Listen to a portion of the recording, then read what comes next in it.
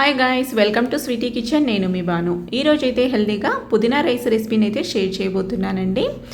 ఈ recipe lunch, breakfast, dinner ఏ టైంలోనైనా prepare చేసుకోవచ్చు. Taste అయితే అద్భుతంగా ఉంటుంది. అలాగే ఈ రెసిపీకి మనకి ఎలాంటి వెజిటేబుల్స్ అవసరం లేదండి.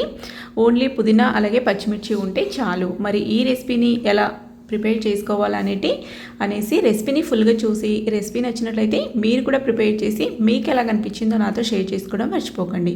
ప్రిపేర్ చేసుకునే విధానము: ముందుగా నేనైతే ఇక్కడ పుదీనాని ఆకులని తుంచేసుకొని నీట్గా వాష్ చేసి పక్కన పెట్టేసుకున్నాను. ఇప్పుడు మిక్సీ జార్ తీసుకొని అందులోకి పచ్చిమిర్చి, నువ్వులు, జీలకర్ర, ధనియాలు అలాగే అల్లం కూడా వేసేసుకొని అందులోని వాష్ చేసుకున్న పుదీనా కూడా పెట్టేసుకుందాం. ఈ విధంగా బాగా ఒక గుప్పెడంతనండి ఒక కట్టు మొత్తానికి తీసుకున్నాను నేనైతే. మనకి చాలా బాగుంటుంది టేస్ట్ అయితే పుదీనా రైసు. ఈ విధంగా మిక్సీ పట్టి పెట్టుకోవాలి. మనం ఏమి వాటర్ యాడ్ చేసుకోకుండా మిక్సీ పట్టుకోవాలి. పొయ్యి మీద కడాయి పెట్టుకొని నూనె వేసుకొని ఇందులో ఇప్పుడు పోపులు వేసేసుకుందాం. మినపప్పు అలాగే పచ్చిశనగపప్పు ఉంటే వేసుకోవచ్చు, లేదా అయిపోయింది వేయట్లేదు. వేరుశనగుళ్ళు, జీడిపప్పులు కూడా వేసేసుకొని ఫ్రై చేసుకుందాం. ఇందులోనే ఆవాలు, జీలకర్ర అలాగే మిరపకాయలు, పచ్చి కరివేపాకు కూడా ఒక రెమ్మ వేసేసుకుందాం. ఈ విధంగా పోపుని బాగా ఫ్రై చేసుకొని ఇందులోనే కట్ చేసుకున్న ఉల్లిపాయ ముక్కల్ని వేసుకుందాం.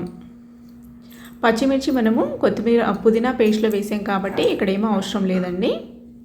ఈ విధంగా కొద్దిగా ఫ్రై చేసుకుందాం. ఇప్పుడు ఇందులోకి పసుపు వేసేసుకొని పసుపులో ఉండే పచ్చిదనం పోయేంత వరకు ఫ్రై చేసుకోవాలి. కేవలం 10 నిమిషాలను ప్రిపేర్ చేసుకోవచ్చండి రెసిపీ అయితే ఇన్స్టెంట్గా. ఇప్పుడు మనం మిక్సీ పట్టి పెట్టుకున్న ఈ ప్యూరీని అయితే వేసేసుకుందాం. పుదీనా ప్యూరీ అయితే ఇందులో వేసేసుకొని మనం ఇప్పుడు దీంట్లో ఉండే పచ్చిదనం పోయేంత వరకు ఫ్రై చేసుకోవాలన్నట్టు.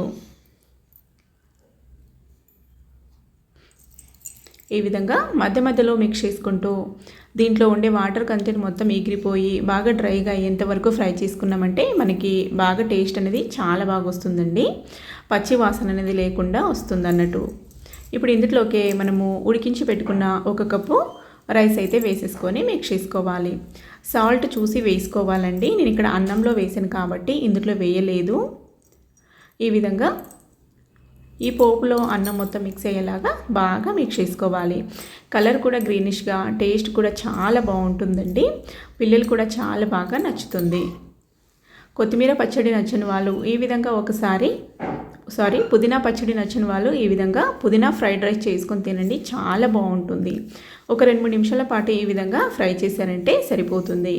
ఇంకా స్టవ్ ఆఫ్ చేసి సర్వ్ చేసుకోవడమే.